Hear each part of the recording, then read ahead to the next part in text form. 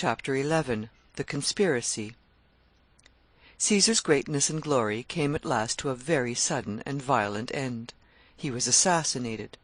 All the attendant circumstances of this deed, too, were of the most extraordinary character, and thus the dramatic interest which adorns all parts of the great conqueror's history marks strikingly its end. His prosperity and power awakened, of course, a secret jealousy and ill will. Those who were disappointed in their expectations of his favor murmured. Others, who had once been his rivals, hated him for having triumphed over them. Then there was a stern spirit of democracy, too, among certain classes of the citizens of Rome, which could not brook a master. It is true that the sovereign power in the Roman commonwealth had never been shared by all the inhabitants. It was only in certain privileged classes that the sovereignty was vested, but among these the functions of government were divided and distributed in such a way as to balance one interest against another, and to give all their proper share of influence and authority. Terrible struggles and conflicts often occurred among these various sections of society, as one or another of them attempted from time to time to encroach upon the rights or privileges of the rest. These struggles, however, ended usually in at last restoring again the equilibrium which had been disturbed. No one power could ever gain the entire ascendancy, and thus, as all monarchism seemed excluded from their system, they called it a republic. Caesar, however, had now concentrated in himself all the principal elements of power, and there began to be suspicions that he wished to make himself in name and openly, as well as secretly and in fact, a king. The Romans abhorred the very name of king. They had had kings in the early periods of their history, but they made themselves odious by their pride and their oppressions, and the people had deposed and expelled them. The modern nations of Europe have several times performed the same exploit, but they have generally felt unprotected and ill at ease without a personal sovereign over them, and have accordingly, in most cases, after a few years, restored some branch of the expelled dynasty to the throne. The Romans were more persevering and firm. They had managed their empire now for 500 years as a republic, and though they had had internal dissensions, conflicts, and quarrels without end, had persisted so firmly and unanimously in their detestation of all regal authority that no one of the long line of ambitious and powerful statesmen, generals, or conquerors by which the history of the empire had been signalized had ever dared to aspire to the name of king. There began, however, soon to appear some indications that Caesar, who certainly now possessed regal power, would like the regal name. Ambitious men, in such cases, do not directly assume themselves the titles and symbols of royalty. Others make the claim for them, while they faintly disavow it, till they have the opportunity to see what effect the idea produces on the public mind. The following incidents occurred which it was thought indicated such a design on the part of Caesar. There were in some of the public buildings certain statues of kings, for it must be understood that the Roman dislike to kings was only a dislike to having kingly authority exercised over themselves. They respected and sometimes admired the kings of other countries, and honored their exploits and made statues to commemorate their fame. They were willing that kings should reign elsewhere, so long as there were no king of Rome. The American feeling at the present day is much the same. If the Queen of England were to make a progress through this country, she would receive, perhaps, as many and as striking marks of attention and honor as would be rendered to her in her own realm. We venerate the antiquity of her royal line. We admire the efficiency of her government and the sublime grandeur of her empire, and have as high an idea as any of the powers and prerogatives of her crown, and these feelings would show themselves most abundantly on any proper occasion. We are willing, nay, wish, that she should continue to reign over Englishmen, and yet, after all, it would take some millions of bayonets to place a queen securely upon a throne over this land. Regal power was accordingly, in the abstract, looked up to at Rome, as it is elsewhere, with great respect, and it was, in fact, all the more tempting as an object of ambition, from the determination felt by the people that it should not be exercised there. There were, accordingly, statues of kings at Rome. Caesar placed his own statue among them. Some approved, others murmured. There was a public theater in the city, where the officers of the government were accustomed to sit in honorable seats prepared expressly for them, those of the Senate being higher and more distinguished than the rest. Caesar had a seat prepared for himself there, similar in form to a throne, and adorned it magnificently with gilding and ornaments of gold, which gave it the entire preeminence over all the other seats. He had a similar throne placed in the Senate chamber, to be occupied by himself when attending there, like the throne of the King of England in the House of Lords. He held, moreover, a great many public celebrations and triumphs in the city, in commemoration of his exploits and honors, and on one of these occasions it was arranged that the Senate were to come to him at a temple in a body, and announce to him certain decrees which they had passed to his honor. Vast crowds had assembled to witness the ceremony. Caesar was seated in a magnificent chair, which might have been called either a chair or a throne, and was surrounded by officers and attendants. When the Senate approached, Caesar did not rise to receive them, but remained seated, like a monarch receiving a deputation of his subjects. The incident would not seem to be in itself of any great importance, but considered as an indication of Caesar's designs, it attracted great attention, and produced a very general excitement. The act was adroitly managed so as to be somewhat equivocal in its character, in order that it might be represented one way or the other on the following day, according as the indications of public sentiment might incline. Some said that Caesar was intending to rise, but was prevented, and held down by those who stood around him. Others said that an officer motioned to him to rise, but he rebuked his interference by a frown, and continued his seat. Thus, while, in fact, he received the Roman Senate as their monarch and sovereign, his own intentions and designs in so doing were left somewhat in doubt, in order to avoid awakening a sudden and violent opposition. Not long after this, as he was returning in public from some great festival, the streets being full of crowds, and the populace following him in great throngs with loud acclamations, a man went up to his statue as he passed it, and placed upon the head of it a laurel crown, fastened with a white ribbon, which was a badge of royalty. Some officers ordered the ribbon to be taken down, and sent the man to prison. Caesar was very much displeased with the officers, and dismissed them from their office. He wished, he said, to have the opportunity to disavow himself such claims, and not to have others disavow them for him. Caesar's disavowals were, however, so faint, and people had so little confidence in their sincerity, that the cases became more and more frequent in which the titles and symbols of royalty were connected with his name.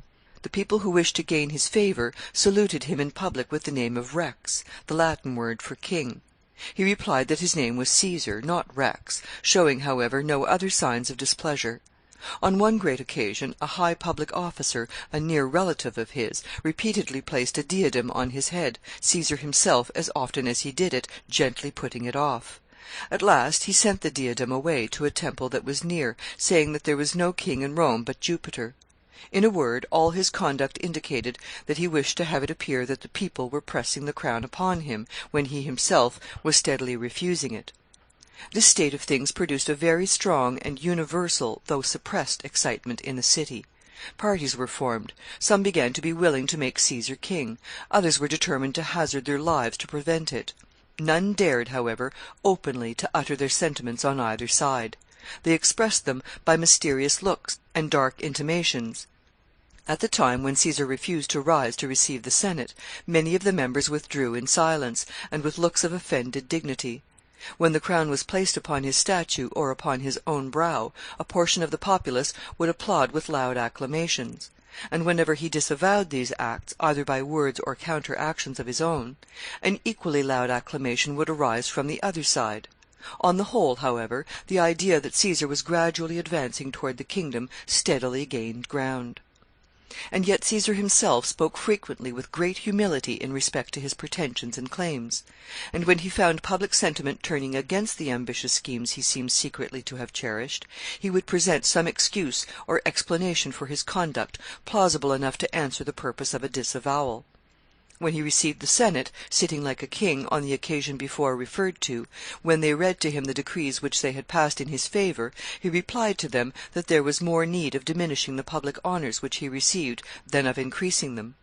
When he found, too, how much excitement his conduct on that occasion had produced, he explained it by saying that he had retained his sitting posture on account of the infirmity of his health, as it made him dizzy to stand. He thought, probably, that these pretexts would tend to quiet the strong and turbulent spirits around him, from those whose envy or rivalry he had most to fear. without at all interfering with the effect which the act itself would have produced upon the masses of the population. He wished, in a word, to accustom them to see him assume the position and the bearing of a sovereign, while by his apparent humility in his intercourse with those immediately around him, he avoided as much as possible irritating and arousing the jealous and watchful rivals who were next to him in power. If this were his plan, it seemed to be advancing prosperously toward its accomplishment. The population of the city seemed to become more and more familiar with the idea that Caesar was about to become a king. The opposition which the idea had first awakened appeared to subside, or at least the public expression of it, which daily became more and more determined and dangerous, was restrained. At length the time arrived when it appeared safe to introduce the subject to the Roman Senate. This, of course, was a hazardous experiment. It was managed, however, in a very adroit and ingenious manner. There were in Rome, and in fact in many other cities and countries of the world in those days, a variety of prophetic books, called the Sibylline Oracles, in which it was generally believed that future events were foretold. Some of these volumes or rolls, which were very ancient and of great authority, were preserved in the temples at Rome, under the charge of a board of guardians, who were to keep them with the utmost care, and to consult them on great occasions, in order to discover beforehand what would be the result of public measures or great enterprises which were in contemplation. It happened that at this time the Romans were engaged in a war with the Parthians, a very wealthy and powerful nation of Asia. Caesar was making preparations for an expedition to the east to attempt to subdue this people. He gave orders that the Sibylline oracles should be consulted. The proper officers, after consulting them with the usual solemn ceremonies, reported to the Senate that they found it recorded in these sacred prophecies that the Parthians could not be conquered except by a king. A senator proposed, therefore, that to meet the emergency, Caesar should be made king during the war. There was at first no decisive action on this proposal. It was dangerous to express any opinion. People were thoughtful, serious, and silent, as on the eve of some great convulsion. No one knew what others were meditating, and thus did not dare to express his own wishes or designs. There soon, however, was a prevailing understanding that Caesar's friends were determined on executing the design of crowning him, and that the 15th of March, called in their phraseology the Ides of March, was fixed upon as the coronation day. In the meantime, Caesar's enemies, though to all outward appearance quiet and calm, had not been inactive. Finding that his plans were now ripe for execution, and that they had no open means of resisting them, they formed a conspiracy to assassinate Caesar himself, and thus bring his ambitious schemes to an effectual and final end. The name of the original leader of this conspiracy was Cassius. Cassius had been for a long time Caesar's personal rival and enemy. He was a man of a very violent and ardent temperament, impetuous and fearless, very fond of exercising power himself, but very restless and uneasy in having it exercised over him. He had all the Roman repugnance to being under the authority of a master, with an additional personal determination of his own not to submit to Caesar. He determined to slay Caesar rather than to allow him to be made a king, and he went to work, with great caution, to bring other leading and influential men to join him in this determination. Some of those to whom he applied said that they would unite with him in his plot, provided he would get Marcus Brutus to join them. Brutus was the praetor of the city. The praetorship of the city was a very high municipal office. The conspirators wished to have Brutus join them partly on account of his station as a magistrate, as if they supposed that by having the highest public magistrate of the city for their leader in the deed, the destruction of their victim would appear less like a murder, and would be invested, instead, in some respects, with the sanctions and with the dignity of an official execution. Then, again, they wished for the moral support which would be afforded them in their desperate enterprise by Brutus's extraordinary personal character. He was younger than Cassius, but he was grave, thoughtful, taciturn, calm, a man of inflexible integrity, of the coolest determination, and at the same time of the most undaunted courage. The conspirators distrusted one another, for the resolution of impetuous men is very apt to fail when the emergency arrives which puts it to the test. But as for Brutus, they knew very well that whatever he undertook he would most certainly do. There was a great deal even in his name. It was a Brutus that 5 centuries before had been the main instrument of the expulsion of the Roman kings. He had secretly meditated the design, and the better to conceal it, had feigned idiocy, as the story was, that he might not be watched or suspected until the favorable hour for executing his design should arrive. He therefore ceased to speak, and seemed to lose his reason. He wandered about the city, silent and gloomy, like a brute. His name had been Lucius Junius before. They added Brutus now, to designate his condition. When at last, however, the crisis arrived which he judged favorable for the expulsion of the kings, he suddenly reassumed his speech and his reason, called the astonished Romans to arms, and triumphantly accomplished his design. His name and memory had been cherished ever since that day as of a great deliverer. They, therefore, who looked upon Caesar as another king, naturally turned their thoughts to the Brutus of their day, hoping to find in him another deliverer. Brutus found, from time to time, inscriptions on his ancient namesake's statue, expressing the wish that he were now alive. He also found each morning, as he came to the tribunal, where he was accustomed to sit in the discharge of the duties of his office, brief writings, which had been left there during the night, in which few words expressed deep meaning, such as, "Awake, Brutus, to thy duty," and "Art thou indeed a Brutus?" Still, it seemed hardly possible that Brutus could be led to take a decided stand against Caesar, for they had been warm personal friends ever since the conclusion of the civil wars. Brutus had indeed been on Pompey's side while that general lived. He fought with him at the battle of Pharsalia, but he had been taken prisoner there, and Caesar, instead of executing him as a traitor, as most victorious generals in a civil war would have done, spared his life, forgave him for his hostility, received him into his own service, and afterward raised him to very high and honorable stations.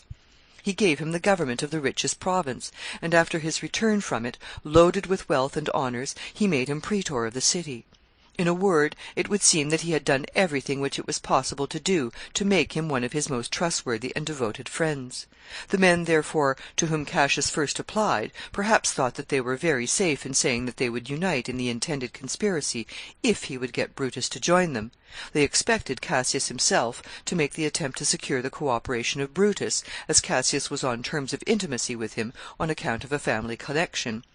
Cassius's wife was the sister of Brutus. This had made the two men intimate associates and warm friends in former years, though they had been recently somewhat estranged from each other on account of having been competitors for the same offices and honors. In these contests Caesar had decided in favor of Brutus. "Cassius," said he, on one such occasion, "gives the best reasons, but I cannot refuse Brutus anything he asks for." In fact, Caesar had conceived a strong personal friendship for Brutus, and believed him to be entirely devoted to his cause. Cassius, however, sought an interview with Brutus, with a view of engaging him in his design. He easily effected his own reconciliation with him, as he had himself been the offended party in their estrangement from each other. He asked Brutus whether he intended to be present in the Senate on the Ides of March, when the friends of Caesar, as was understood, were intending to present him with the crown. Brutus said he should not be there. "But suppose," said Cassius, "we are specially summoned?" "Then," said Brutus, "I shall go, and shall be ready to die, if necessary, to defend the liberty of my country." Cassius then assured Brutus that there were many other Roman citizens of the highest rank who were animated by the same determination, and that they all looked up to him to lead and direct them in the work which it was now very evident must be done. "Men look," said Cassius, "to other praetors to entertain them with games, spectacles, and shows, but they have very different ideas in respect to you. Your character, your name, your position, your ancestry, and the course of conduct which you have already always pursued, inspire the whole city with the hope that you are to be their deliverer. The citizens are all ready to aid you and to sustain you at the hazard of their lives, but they look to you to go forward, and to act in their name and in their behalf in the crisis which is now approaching." Men of a very calm exterior are often susceptible to the profoundest agitations within, the emotions seeming to be sometimes all the more permanent and uncontrollable from the absence of outward display. Brutus said little, but his soul was excited and fired by Cassius's words. There was a struggle in his soul between his grateful sense of his political obligations to Caesar and his personal attachment to him on the one hand, and on the other a certain stern Roman conviction that everything should be sacrificed, even friendship and gratitude, as well as fortune and life, to the welfare of his country. He acceded to the plan, and began forthwith to enter upon the necessary measures for putting it into execution. There was a certain general named Ligurius who had been in Pompey's army, and whose hostility to Caesar had never been really subdued. He was now sick. Brutus went to see him. He found him in his bed. The excitement in Rome was so intense, though the expressions of it were suppressed and restrained, that every one was expecting continually some great event, and every motion and look was interpreted to have some deep meaning. Ligurius read in the countenance of Brutus, as he approached his bedside, that he had not come on any trifling errand. "Ligurius," said Brutus, "this is not a time for you to be sick." "Brutus," replied Ligurius, rising at once from his couch, "if you have any enterprise in mind that is worthy of you, I am well." Brutus explained to the sick man their design, and he entered into it with ardor. The plan was divulged to one after another of such men as the conspirators supposed most worthy of confidence in such a desperate undertaking, and meetings for consultation were held to determine what plan to adopt for finally accomplishing their end. It was agreed that Caesar must be slain, but the time, the place, and the manner in which the deed should be performed were all yet undecided. Various plans were proposed in the consultations which the conspirators held, but there was one thing peculiar to them all, which was that they did not, any one of them, contemplate or provide for anything like secrecy in the commission of the deed. It was to be performed in the most open and public manner. With a stern and undaunted boldness, which has always been considered by mankind as truly sublime, they determined that, in respect to the actual execution itself of the solemn judgment which they had pronounced, there should be nothing private or concealed. They thought over the various public situations in which they might find Caesar, and where they might strike him down, only to select the one which would be most public of all. They kept, of course, their preliminary councils private, to prevent the adoption of measures for counteracting them. But they were to perform the deed in such a manner as that so soon as it was performed they should stand out to view, exposed fully to the gaze of all mankind as the authors of it. They planned no retreat, no concealment, no protection whatever for themselves, seeming to feel that the deed which they were about to perform, of destroying the master and monarch of the world, was a deed in its own nature so grand and sublime as to raise the perpetrators of it entirely above all considerations relating to their own personal safety. Their plan, therefore, was to keep their consultations and arrangements secret until they were prepared to strike the blow, then to strike it in the most public and imposing manner possible, and calmly afterward to await the consequences. In this view of the subject, they decided that the chamber of the Roman Senate was the proper place, and the Ides of March, the day on which he was appointed to be crowned, was the proper time for Caesar to be slain. End of chapter 11.